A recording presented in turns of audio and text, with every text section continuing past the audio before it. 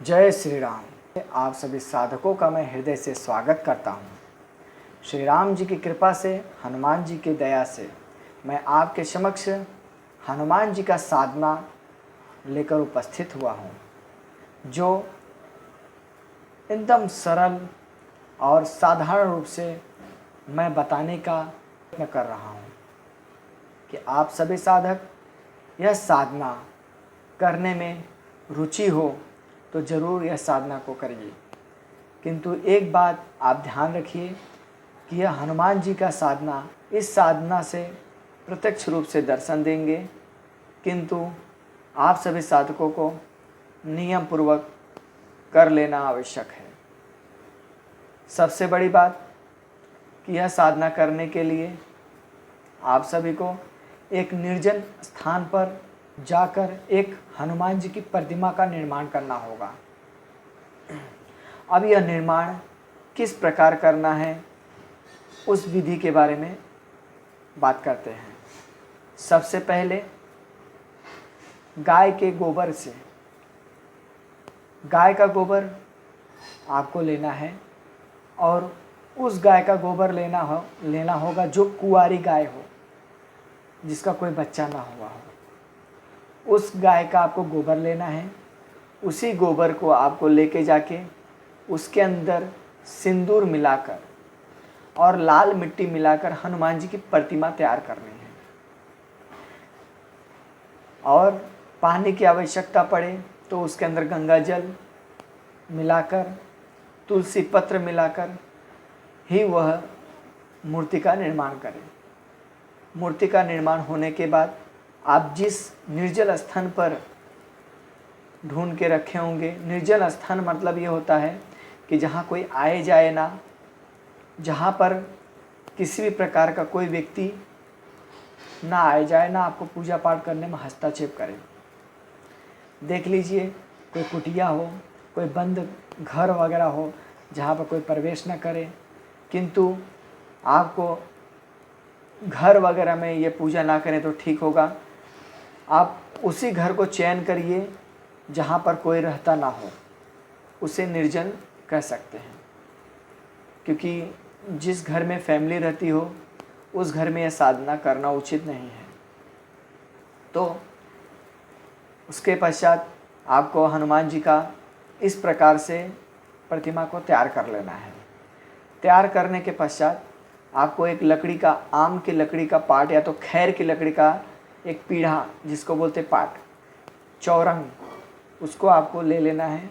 उसी के ऊपर एक लाल वस्त्र बिछाकर हनुमान जी की प्रतिमा को सिंदूर के ऊपर रखनी है। जिस प्रकार से आप प्रतिमा तैयार कर सकते हैं उस प्रकार से आप तैयार कर लीजिए।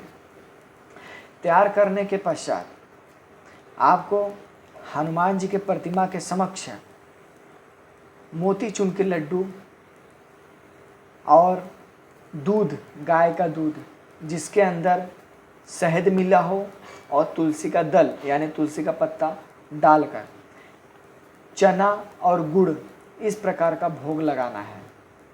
और हनुमान जी के समक्ष बैठकर राम जी के बीज मंत्रों का उच्चारण कर सकते हैं। जैसे वह बीज मंत्र क्या होगा, कैसे होगा, यह मैं गुप्त रखता हूँ, क्योंकि बीज मंत्र गुरु से ही प्राप्त किया जा सकता है। इसके बाद जब हनुमान जी का प्राण प्रतिष्ठा का समय आएगा, क्योंकि अभी तक आपने राम जी का राम स्तोत्र पढ़ा था, अब उसके बाद आप पढ़ेंगे राम जी का बीज मंत्र।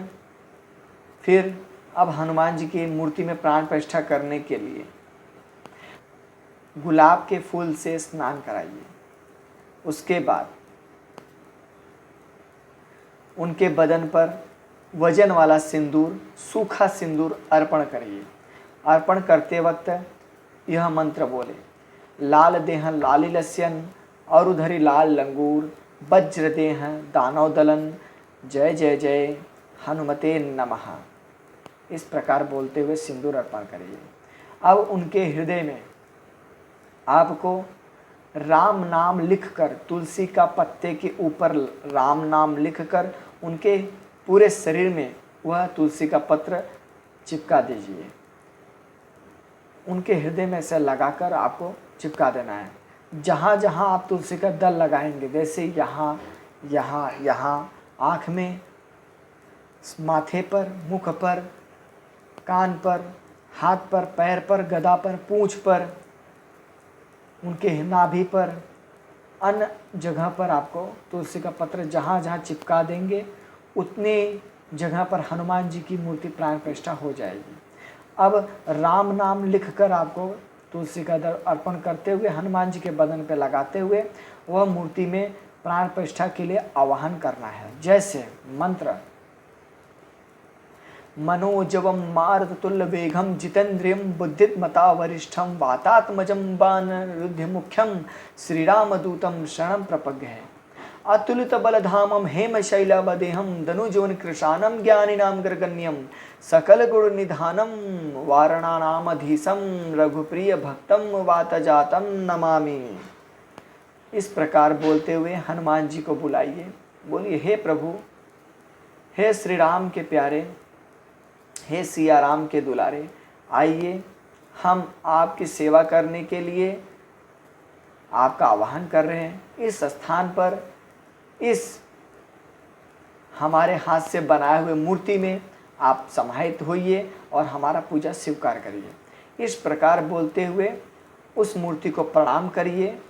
प्रणाम करने के पश्चात अब आप सभी साधकों को हनुमान जी के उस प्रतिमा के समक्ष बैठकर एक आसन लगाना है, जो ऊन का हो सकता है या कुशा का आसन हो सकता है।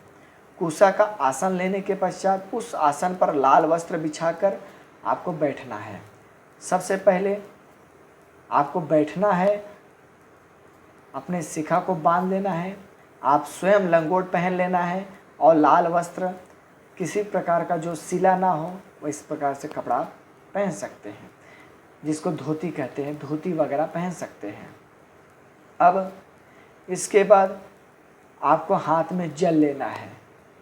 हाथ में जल लेने के बाद आपको संकल्प करना है कि आप यह किस तिथि में कर रहे हैं, किस वार को कर रहे हैं, किस नक्षत्र में कर रहे हैं और आपका नाम क्या है, आपका गोत्र क्या है, किस मनोकामना से आप यह मंत्र को उच्चारण कर रहे हैं, किस मंत्र से आप भगवान का आवाहन कर रहे हैं। यह संपूर्ण संकल्प मंत्र करते हुए हाथ में जल लेकर उसी हनुमान जी के मूर्ति के समक्ष आपको गिरा देना है। जल को छोड़ देना है। जल हाथ में लेना है और उसके अंदर थोड़ा चावल डाल देना है, गुलाब का फूल डाल देना है और हनुमान जी का यह संकल्प लेने के बाद आपको ज़मीन पे गिरा देना है। इसमें आपको क्या क्या संकल्प लेना है मैं आपको बता दिया हूँ। आपका नाम, तिथि, वार, किस नक्षत्र में कर रहे हो, किस योग में कर रहे हो, किस समय कर रहे हो, इस प्रकार आपको बोलते हुए उस मंत्र को आप कितना जपोगे, कितना दिन में यह साधना आपकी चलेगी, उसी हिसाब से आपको यह संकल्प करना है। उसके बाद संकल्प लेने के पश्चात आप जिस आसन पर बैठेंगे उस आसन से लेकर आप जहाँ हनुमान जी की मूर्ति स्थापना करके आप चौखट पे रखे रहेंगे, 3 फीट के दूरी पे गोलाई के साथ में गोला एक आकार बना लेना है।